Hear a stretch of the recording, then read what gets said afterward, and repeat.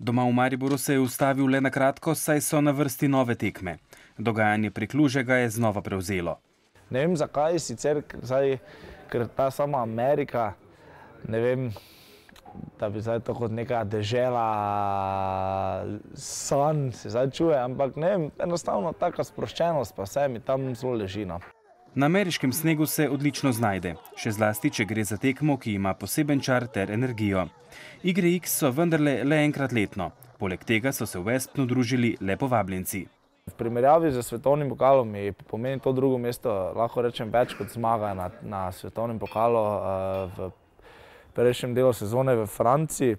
Da je sploh odpotoval v Ameriko, se je moral prerekati smučarsko zvezo. Na koncu so mu le plačali letalsko vozovnico. Trener in serviser sta morala ostati doma, čeprav je bila kasneje v Kanadi tekma svetovnega pokala. Tako da sem se mogel pač po balkansko znajti, tako sem se do zdaj vedno še znajti, dokler sploh nisem imel trenera pa serviserja. In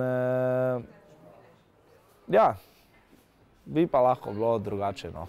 V svetovnem pokalu ga čaka še 5 izmed 11 tekem, vse bodo v Evropi. V skupnem seštevku je po zadnji preizkušnji z 8. padel na 6. mesto. Tisto željo, že ko imam, da sem bil višje, pa sem zdaj padel nazaj, seveda delal v tej smeri, da bi se pospel. Nikoli ne veš, v končni fazi, se pravim, eno tekmo zmagaš, si lahko že toliko visoko. Ker je Filip zanimiv mladenič, ki dobro skrbi za svoj imidž, ga radi povabijo na ekshibicijske tekme. Zraven bo tudi na Red Bullovem dogodku jutri in v soboto na smučišču Kronplatz na Južnem Tirolskem.